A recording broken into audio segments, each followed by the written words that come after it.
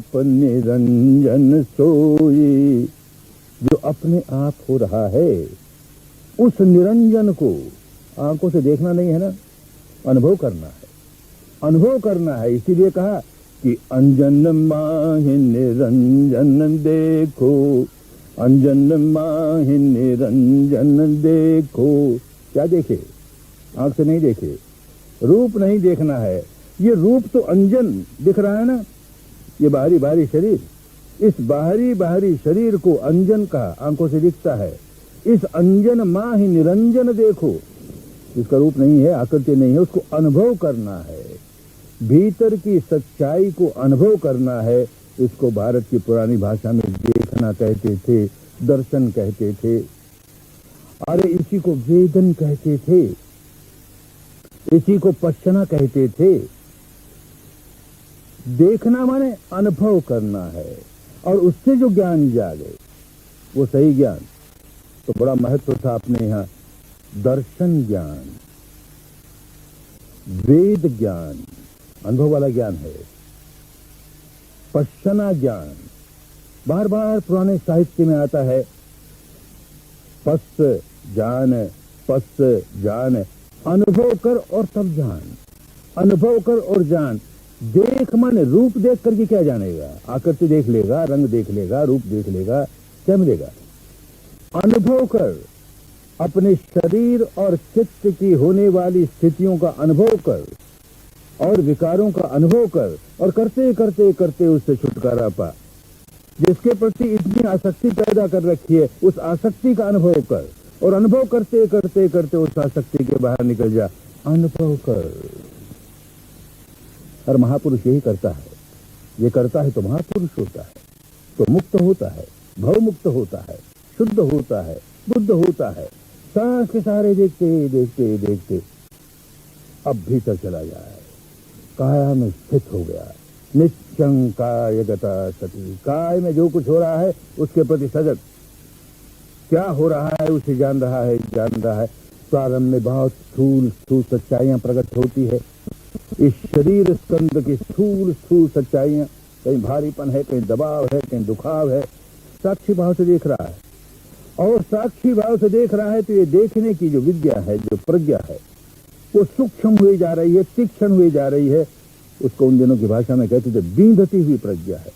छेदन करती है, भेदन करती है, सारी स्थूलता का भेदन करते हुए, छेदन करते हुए, उसका विघटन करते हुए, विभाजन करते हुए हमें इस लायक बनाती है कि हम उसका विश्लेषण कर सकें, अनुभूति के स्तर पर विश्लेषण करके जान सकें। तो यूं स्थूलता से आगे बढ़ते बढ़ते बढ़ते उस अवस्था पर पहुंच जाए कि जो भौतिक जगत का अंतिम सत्य है।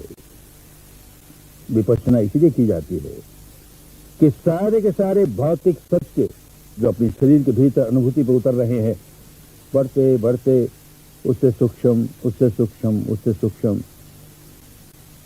वो अवस्था कब आए व्यक्ति व्यक्ति पर निर्भर है, समय लगता है। लेकिन वो अवस्था आ पहुंचती है जबकि साधक सारे के सारे शरीर में उस नन्हे से कण तक पहुंच जाता है कि अब उसका विभाजन नहीं हो सकता, उसके टुकड़े नहीं हो सकते। उसे अणु कहें, उसे परमाणु कहें। उन दिनों की भाषा में भगवान बुद्ध ने एक नया शब्द ढूंढ के दिया उसके लिए, क्योंकि जो जो शब्द प्रचलित थे उन्होंने देखा वो पूरा भाव व्यक्त नहीं करते, तो उन्होंने उसे कलाप कहा। कलाप माने एक इकाई, नन्ही से नन्ही इकाई, समस्त भौतिक जगत की नन्ही से नन्ही इकाई, उससे नन्हा और कुछ नहीं, क्योंकि उसके विभाजन नहीं हो सकता उसका। और वो नन्ही से नन्ही इकाई, उसे अष्टकलाप कहा।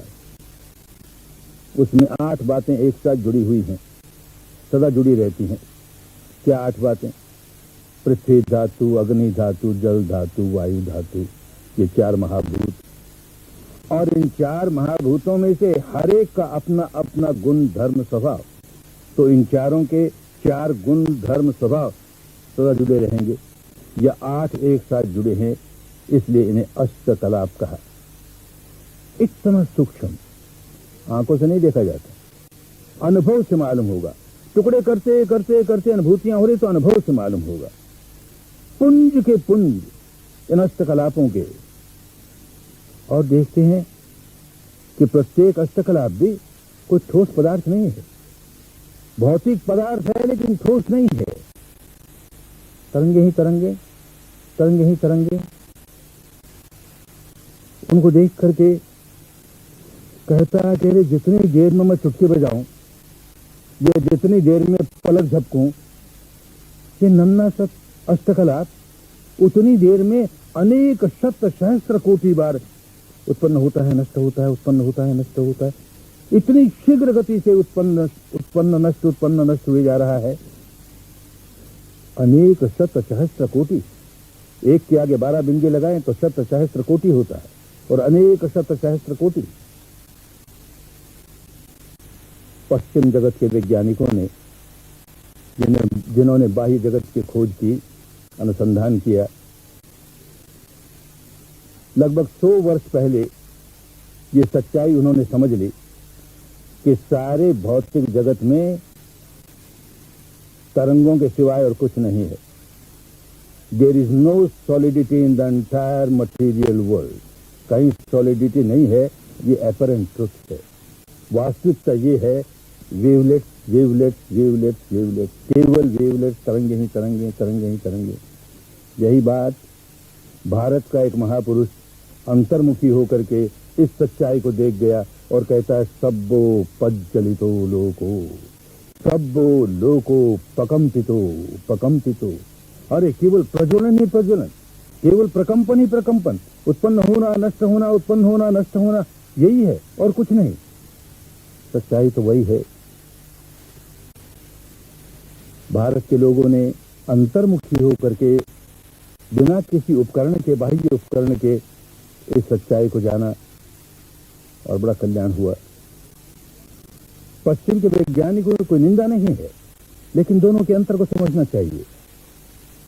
आज के लगभग 50 वर्ष पहले कैलिफोर्निया की बर्कली यूनिवर्सिटी के फिजिक्स विभाग का हेड, बहुत बड़ा साइंटिस्ट वहां था, उसको इस बात की लगन लगी कि नन्ना सा सबएटॉमिक पार्टिकल, तरंगे ही तरंगे तो हैं, पर एक सेकंड में ये तरंग कितनी बार उत्पन्न होती है, नष्ट होती है, कितनी बार उत्पन्न होती है, नष्ट होती है, इसे जानने की कोशिश करें। आंखों से दिखती नहीं और इतनी शीघ्र गति के साथ उत्पन्न नष्ट हो रही है। ये तरंगें उत्पन्न होती हैं, नष्ट होती हैं, उत्पन्न होती हैं, नष्ट होती हैं, इतनी शीघ्र गति के साथ कैसे गिना जाए? तो अपनी बुद्धि से उसने एक यंत्र बनाया और उसे कहा बबल चेंबर। ठीक है कहा, बबल से तो उत्पन्न होती हैं, नष्ट होती हैं, उत्पन्न नष्ट होती हैं। उस बबल चेंबर के आधार पर उसने जाना कि ये नन्ना सा कण, इसकी जो वाइब्रेशन है, एक सेकंड में एक के आगे 22 बिंदी लगाएं, इतनी बार एक सेकंड में उदय व्यय उदय व्यय उदय व्यय होता है। भारत का ये महान वैज्ञानिक यही बात कहता है कि जितनी देर में पलक झपकूं, कि चुटकी बजाऊं, ये अनेक शत सहस्त्र कोटि बार, एक के आगे 12 बिंदी और वो भी अनेक। अरे दोनों पास पहुंच गए, सच्चाई के पास पहुंच गए दोनों में। फिर भी कितना बड़ा अंतर। ये व्यक्ति उस अवस्था पर पहुंचकर, भारत का महान वैज्ञानिक इस सच्चाई पर पहुंच करके शुद्ध हो गया, बुद्ध हो गया, मुक्त हो गया, अनासक्त हो गया। अरे करुणा से भर उठा, मैत्री से भर उठा। बाहर के वैज्ञानिकों की निंदा नहीं है, लेकिन यहां इस धर्म गंगा में स्नान करने के लिए हर देश के लोग आते हैं, हर मजहब के लोग आते हैं, हर मान्यता के लोग आते हैं। तो उस कैलिफोर्निया के भी कुछ लोग आए और शिविर में बैठे, ये सारी बात सुनी, तो लौट कर जाकर उस प्रोफेसर से मिले और आकर हमें रिपोर्ट देते हैं कि अरे बड़ा व्याकुल व्यक्ति है, बहुत तनावों से भरा हुआ, जैसे आम लोग होते हैं, बहुत तनाव है बेचारे में, बहुत व्याकुल है और बड़ा शॉर्ट टेम्पर्ड है। वो व्यक्ति जो पहला एटॉम बम बना, उसके बनाने में उस आदमी का हाथ था और उसके मन में ये उत्सुकता जाग रही है कि ये मेरा बनाया एटॉम बम जापान पर जब गिरे तो मैं देखूं कि उसका क्या परिणाम होता है। तो जो हवाई जहाज वो एटम बम लेकर के जापान के नगर पर गिराने के लिए गया, उसमें ये साफ व्यक्ति गया ये देखने के लिए। दोनों की मनोवृत्ति में कितना बड़ा अंतर।